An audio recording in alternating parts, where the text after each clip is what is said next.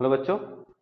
तो last video के अंदर हमने हमारे अणुसंख्यक गुणधर्म का जो पहला पॉइंट था वाष्प दाब में आपेक्षिक अवनमन उसको पढ़ लिया था। अब हम हमारे दूसरे अणुसंख्यक गुणधर्म जिसका नाम है क्वथनांक में उन्नयन उसके बारे में पढ़ेंगे। ठीक है, तो इसको बहुत अच्छे से समझना। सबसे पहली चीज ये जो यहाँ पर मैंने लिखा है क्वथनांक में उन्नयन, उसमें ये जो क्वथनांक है उसका मतलब क्या होता है उसको समझते हैं। क्वथनांक को अपन इंग्लिश में कहते हैं बॉइलिंग पॉइंट। तो क्वथनांक मतलब क्या, हम आम भाषा में इसको ऐसा बोल देते हैं कि जब भी कोई द्रव जिस ताप के ऊपर उबल जाता है उसी को हम क्या कहते हैं, क्वथनांक। जैसे कि जल है, जल को जब हम गर्म करते हैं 100 डिग्री तापमान के ऊपर जल आपका उबलने लग जाता है, तो उसको हम जल का क्वथनांक कितना हो गया, 100 डिग्री। पर क्वथनांक की जो परिभाषा है वह क्या है, वह ताप जिस पर किसी द्रव का जो वाष्प दाब होगा वह वायुमंडलीय दाब के, द्रव का वाष्प दाब वह वायुमंडलीय दाब कैसा हो जाए, समान हो जाए, उस ताप को हम क्या कहते हैं, क्वथनांक। आप जानते होंगे वाष्प दाब और वायुमंडलीय दाब दोनों क्या होते हैं, वो मैंने आपको बताया था। अब इधर समझना। जैसे कि मेरे पास कोई पात्र है, यहाँ जैसे तपेली मान लो, उसके अंदर पानी भरा हुआ है। उस पानी का वाष्प दाब मान लेते हैं अभी इतना है, क्योंकि द्रव है तो उसका कुछ ना कुछ वाष्प दाब तो होगा। उस द्रव का वाष्प दाब अभी इतना है, और ये क्या है, वायुमंडलीय दाब। ठीक है, ये वायुमंडलीय दाब का मान है। जैसे जैसे इस द्रव को मैं गर्म करूंगा उसका वाष्प दाब क्या होगा, बढ़ेगा। बढ़ते बढ़ते ये वाष्प दाब जब वायुमंडलीय दाब के बराबर आ जाएगा, तब मेरा ये जो द्रव है वो क्या होने लगेगा, उबलने लगेगा। मतलब जिस ताप के ऊपर इस द्रव का वाष्प दाब वायुमंडलीय दाब के बराबर हो जाता है, उसी ताप को हम क्या कहते हैं, क्वथनांक। तो कोई भी द्रव कब उबलता है, जब उसका वाष्प दाब वायुमंडलीय दाब के बराबर आ जाता है। ठीक है बच्चों। कुछ द्रव ऐसे होते हैं जिनका वाष्प दाब कम होता है, तो उनको वायुमंडलीय दाब तक जाने के लिए ज्यादा तापमान की आवश्यकता चाहिए, इसलिए उनके क्वथनांक जो होते हैं वो क्या होते हैं, ज्यादा। ठीक है। तो क्वथनांक में उन्नयन क्या है, क्वथनांक में उन्नयन का मतलब ये हुआ, इधर समझना वापस से बहुत अच्छे से। जैसे कि जल का वाष्प दाब इतना था, ये क्या था आपका, वायुमंडलीय दाब। अब जल को अगर मैं यहां तक ले जाऊंगा तब आपका जो जल है वो क्या हो जाएगा, उबलने लगेगा। पर मैंने क्या किया, इस जल के अंदर क्या डाल दिया, अवाष्पशील विलेय। जैसे अवाष्पशील विलेय डाल दिया तो इस जल का जो वाष्प दाब पहले इतना था वो उससे भी क्या हो गया, कम। अब यहां से उसको वायुमंडलीय दाब तक ले जाने के लिए पहले से भी ज्यादा ताप की आवश्यकता होगी। तो पहले से जितना ताप आपका ज्यादा लग रहा है उसी को हम क्या कह रहे हैं, क्वथनांक में उन्नयन, मतलब क्वथनांक का बढ़ जाना, है ना बच्चों। जैसे कि आपने, उदाहरण के लिए बताऊं मैं, तो घर पे जैसे कि हम चाय बनाते हैं, तो चाय में हम क्या कर ले, जैसे कि आपने एक तपेली ले ली, उसमें पानी ले लिया, दूध ले लिया, चाय पत्ती डाल दी और आप चाय बना रहे हो। ठीक है। जब आप उसको गर्म करते हो तो चाय उबलने लगती है। चाय कब उबलती है, जब उसका वाष्प दाब वायुमंडलीय दाब के क्या हो जाएगा, बराबर। पर आपने क्या किया, उस उबलती हुई चाय के अंदर 3-4 चम्मच शक्कर और डाल दी। जैसे 3-4 चम्मच शक्कर डाली तो वो उबलती हुई चाय वापस नीचे बैठ जाएगी। ऐसा क्यों हुआ, क्योंकि आपने उसमें अवाष्पशील विलेय डाल दिया। जैसे ही विलेय डाला तो उसका वाष्प दाब क्या हो गया, कम, है ना।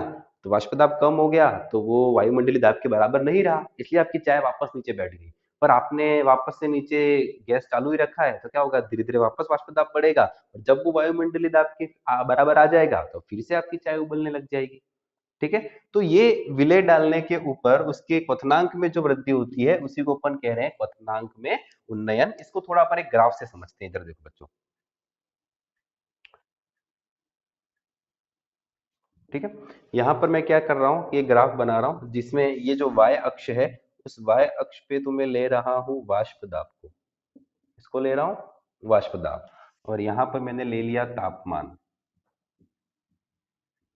ठीक है।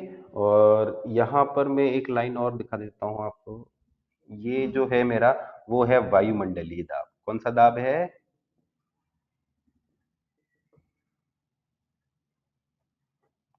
वायुमंडलीय दाब।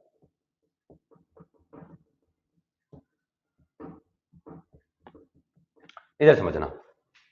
मान लो कोई विलायक है ए। ठीक है, ये कोई विलायक है ए, इसका इस ताप के ऊपर वाष्प दाब अभी कितना है, इतना। जैसे जैसे इसका तापमान में बढ़ाऊंगा वैसे इसका वाष्प दाब भी क्या होगा, बढ़ेगा। जैसे जैसे तापमान बढ़ेगा वैसे उसका वाष्प दाब भी क्या होगा, बढ़ेगा। और वाष्प दाब बढ़ते बढ़ते जब वायुमंडलीय दाब के बराबर आ जाएगा, इस ताप के ऊपर ये जो मेरा विलायक था वो क्या होने लगेगा, उबलने लगेगा। मतलब ये इस ए का क्या आ गया, क्वथनांक। किस ताप के ऊपर ये उबलने लगा, उस क्वथनांक को अपन देख लेते हैं। जिस ताप के ऊपर ये उबलता है इसको मैं बोल देता हूं टी बी नॉट। ठीक है। अब मैंने क्या किया, इस विलायक के अंदर क्या डाल दिया, अवाष्पशील विलेय। जैसे इसके अंदर अवाष्पशील विलेय डाला तो इसका वाष्प दाब पहले की अपेक्षा क्या हो गया, कम। पहले वाष्प दाब इतना था, पर जैसे आपने उसमें अवाष्पशील विलेय डाला तो अब वाष्प दाब कितना हो गया, कम। अब जैसे जैसे ताप बढ़ाओगे वैसे इसका भी वाष्प दाब बढ़ेगा, है या ना। और वाष्प दाब बढ़ते बढ़ते जब ये भी वायुमंडलीय दाब के बराबर आ जाएगा तब ये भी क्या हो जाएगा, उबल जाएगा। जिस ताप के ऊपर ये उबल रहा है उस ताप को मैं क्या बोल देता हूँ, टीबी, हाँ या ना। तो ये जो तापमान में अंतर आया, क्योंकि पहले आपका जो विलायक था वो तो इस ताप के ऊपर उबल रहा था, पर विलयन किस ताप के ऊपर उबल रहा है, इस ताप के ऊपर। तो ये जो तापमान में उन्नयन आया है इसी को हम कह रहे हैं क्वथनांक में उन्नयन, डेल्टा टीबी। और डेल्टा टीबी का मान हम कैसे निकालेंगे, डेल्टा टीबी बराबर होता है टीबी माइनस टीबी नॉट। मतलब इस ताप में से इस ताप को माइनस कर देना तो ये क्वथनांक में कितनी वृद्धि हुई वो आपको मिल जाएगा। ठीक है। और ये किस में कमी है, ये है वाष्प दाब में जो कमी आई वो, इसको मैं क्या बोलता हूं, डेल्टा पी। ठीक है बच्चों। तो आगे चलते हैं, इसका अपन सूत्र वगैरह कैसे निकालेंगे उसको समझना है। इधर ध्यान से, मैं इसको मिटा रहा हूं, ये आपका वायुमंडलीय दाब था। ठीक है ना। अब इधर देखना, अब इस चित्र को देख के आप समझ सकते हो, यहाँ पर क्या समझ सकते हो कि डेल्टा पी जो है वो किसके समानुपाती है, डेल्टा टीबी के। कैसे, कि यहाँ पर वाष्प दाब में जितनी कमी आएगी उतना ये आपका ज्यादा होगा कि नहीं होगा। अगर ये नीचे आ जाता तो आपका ये डेल्टा टीबी भी क्या हो जाता, ज्यादा। मतलब डेल्टा पी मतलब क्या है, वाष्प दाब में जो कमी आ रही है वो क्वथनांक में जो उन्नयन हो रहा है उसके क्या है, समानुपाती। ठीक है। और दूसरी चीज, राउले के नियमानुसार, राउले के नियमानुसार हम क्या जानते हैं, डेल्टा पी जो होता है वो किसके समानुपाती होता है, डेल्टा पी जो होता है वो विलेय के मोल भिन्न के समानुपाती होता है। ये हम राउले के नियमानुसार जानते हैं। क्यों समानुपाती होता है, आप जितना विलेय ज्यादा डालोगे उतना ये ज्यादा होगा, और जितना ये ज्यादा होगा उतना ये ज्यादा होगा। सीधी सी बात है। तो मोल भिन्न किसके, विलेय के मोल भिन्न के समानुपाती होता है। इसलिए मैं लिख सकता हूं कि डेल्टा टीबी जो है वो किसके समानुपाती हो गया, एक्स बी के, हाँ या ना। जैसे मैं समानुपाती का चिन्ह हटाऊंगा क्या लगाऊंगा, स्थिरांक। तो ये एक स्थिरांक लगा दिया मैंने के, और ये हो गया मेरा एक्स बी। बाकी जैसे अपन ने पहले वाले वीडियो में किया था उसी तरह से बी के जो मोल भिन्न है उसको हम थोड़ा और सही से लिख देंगे यहाँ पर। तो कैसे लिखेंगे, बी के मोलों की संख्या बटे कुल मोलों की संख्या, हाँ या ना। इसको और अपन थोड़ा खोल के लिख लेते हैं। तो डेल्टा टी बी बराबर क्या हो जाएगा, के, और ये क्या हो गया आपका एन बी, मतलब W B upon M B divided by W A upon M A plus W B बटे एम बी। ठीक है। मैंने क्या किया, मोलों की जो संख्या थी उसको वापस से पहले की तरह थोड़ा विस्तार रूप में लिख लिया। अब मैं क्या करने वाला हूं कि अब वही पहले जो अपन ने किया था वो किस तरह का विलयन मान लेते हैं, तनु विलयन। आपका विलयन कैसा है, तनु।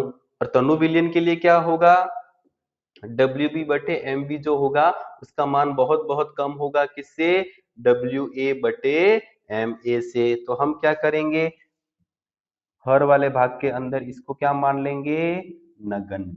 क्या मान लेंगे, नगण्य। जैसे नगण्य मानेंगे अब हमारे पास क्या रह गया, डेल्टा टीबी बराबर के, ये बचा आपका डब्ल्यू बी बटे एम बी, और यहाँ पर हो गया डब्ल्यू ए, और ये एम ए कहाँ चला गया, ऊपर। तो ये सूत्र आ गया हमारे पास। अब मैं क्या कर रहा हूं, ये जो अणुभार है किसका, विलायक का, एम ए, इस एम ए का गुणा किसके साथ कर रहा हूं, स्थिरांक के साथ। तो इस एम ए और इनका जब आपस में गुणा करोगे तो हमें एक नया स्थिरांक मिलेगा जिसको हम बोलते हैं के बी। क्या बोलते हैं, के बी। यहाँ पर एक नया स्थिरांक मिला, गुणा।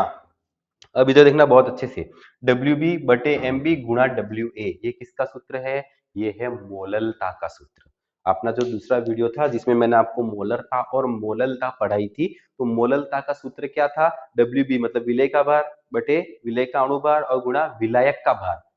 तो ये वही है मोललता का सूत्र, तो मैं इसको लिख सकता हूँ स्मॉल m मोललता। हाँ या ना? केबी क्या है यहाँ पर? तो यहाँ पर जो केबी है वो है आपका मोलल उन्नयन स्थिरांक। कौन सा स्थिरांक है? मोलल उन्नयन स्थिरांक। और m जो है वो क्या है यहाँ पर? m जो है वो क्या है आपकी मोललता। क्या है? मोललता। ठीक है बच्चों, तो क्या कर सकते हैं अब देखो इस सूत्र को मैं वापस से खोल के लिख लेता हूं। डेल्टा टीबी बराबर केबी और मोललता का सूत्र क्या था? डब्ल्यूबी बटे एमबी गुणा डब्ल्यूए। और मैंने आपको बताया था अगर आपको ये भार किस में दे रखा हो ग्राम में, तो इसको किलोग्राम में बदलने के लिए फिर अपन किस में गुणा कर सकते हैं यहाँ पर 1000 से। आपको सूत्र किसका निकालना था? विलेय का अणुभार एमबी का। तो एमबी का सूत्र क्या हो जाएगा? एमबी बराबर हो जाएगा, ये एमबी इधर जाएगा, डेल्टा टीबी कहाँ आ जाएगा नीचे, तो केबी बटे डेल्टा टीबी। यहाँ पर ये क्या आएगा? W B. नीचे क्या आएगा? डब्ल्यू ए गुणा 1000। तो ये सूत्र हमें मिल गया विलय का अणुभार ज्ञात करने का क्वथनांक में उन्नयन के लिए। तो बहुत अच्छे से समझ लेना बच्चों को क्योंकि ये सूत्र आपको ध्यान रखने पड़ेंगे, इसी से हमारे सवाल वगैरह जो हैं वो हल होंगे। बाकी सारी चीजें, ये केवी जो है वो स्थिरांक है, परीक्षा में आपको ये जो मान वगैरह जो होंगे वो सब दिए हुए होंगे। डब्ल्यू बी क्या है? ये तो विलेय का भार है, ये विलायक का भार है। मतलब इनमें आपको 1 2 3 4 और 5 चीजें जो है उसमें से 4 चीजों के मान दिए हुए होंगे और एक के बारे में पूछेगा। ठीक है, तो नेक्स्ट वीडियो के अंदर अब हम पढ़ेंगे हिमांक में अवनमन। बिल्कुल सेम टू सेम है वो इसके जैसा ही, इसलिए उसमें ज्यादा समय लगेगा नहीं। तो इनको अच्छे से पढ़ लेना और इनको साथ में रिवाइज भी करते रहना, तो आपको ये अच्छे से ध्यान रहेगा। ठीक है बच्चों? ओके।